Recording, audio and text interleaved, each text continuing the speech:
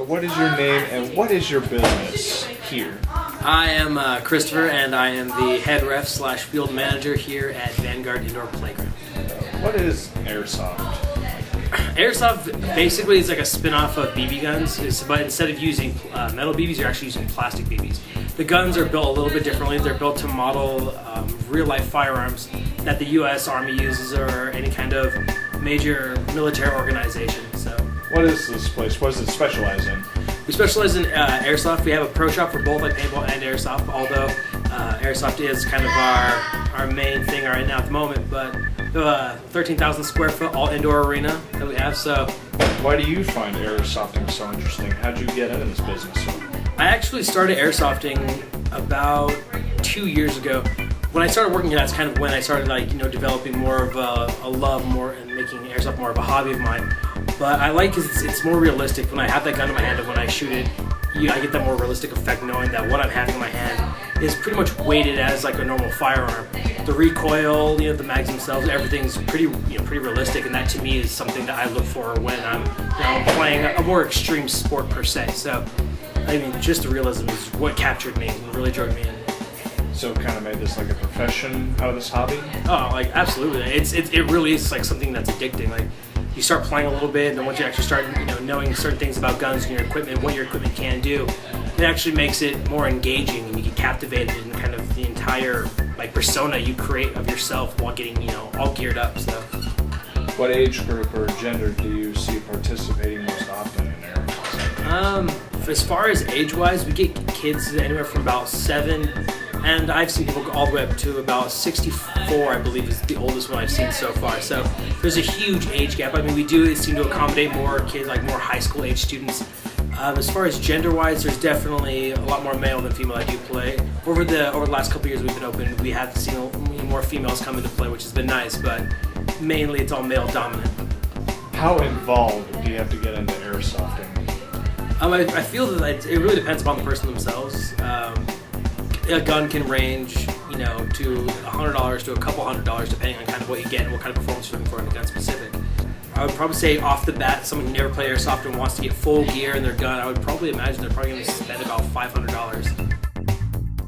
Yeah. Can you tell me something about your business here with Airsoft?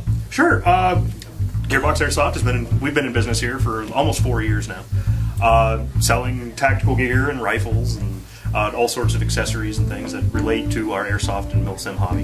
What's your personal experience in airsoft before the business? Did you do airsoft prior to this? I did. Yeah, actually, that was kind of the whole thing. Was that it was something that I noticed that when we used to go to the various conventions and things, a few people would have a few random airsoft guns and things on their tables, and I was a fan. I definitely liked them.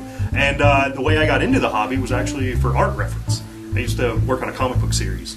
And we needed a good, cheap way to be able to render guns effectively, and airsoft definitely fit the bill for that, being 1-to-1 scale replicas. Curious, what comic? It was The Pact.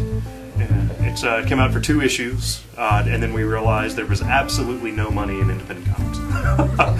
But we decided that essentially, and that's where kind of the first business opportunity came into play, was that it was like, well, I'm buying this stuff from people that are importing it, so I should be able to import it. Started doing some research and stuff online, started asking around, and found that I could import some of the single-shot spring guns and things myself. But the thing that we did different at that point was we were billing it as seen in the Pact, as seen in our comic.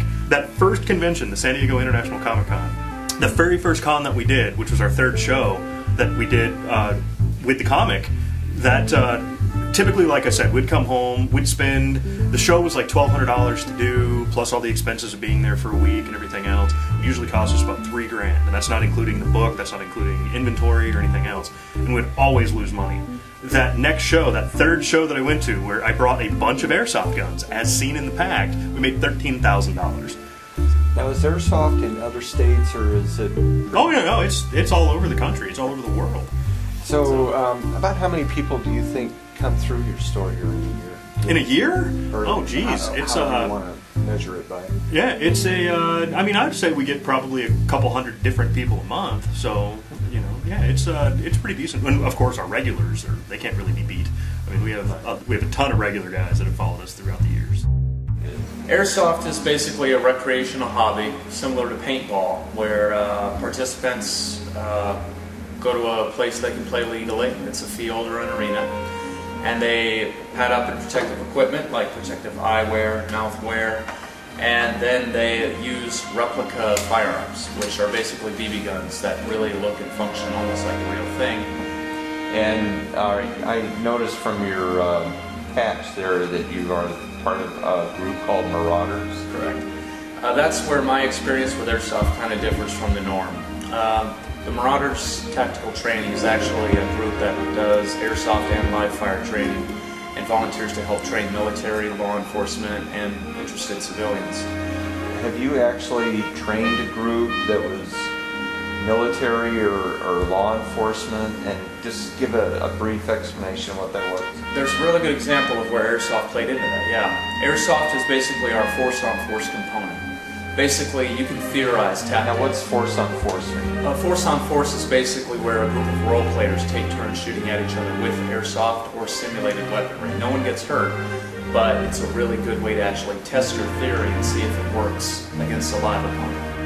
And police do it, military do it, and we do it with Airsoft because it's so cost-effective. And basically, we walked them through an indoor CQB arena where we were shooting at them. And they had to learn on the fly, hey, here's how you take cover, here's how you pie around the doorway, here's how you can move down the hallway safely. And they walked away with some really valuable experience. And some of them are going to be deployed later, so that experience hopefully might save their lives. Airsoft is a game of honor, respected as such. Airsoft is a game of honor to yourself, to other players, and it's a game of respect. Playing with respect towards the other players, while having that dignification for yourself as well as having respect for yourself. If you can't do that, Airsoft's not necessarily what you should be doing. But as in high regard, respect towards Airsoft, respect towards yourself, respect to your equipment, respect to your fellow player.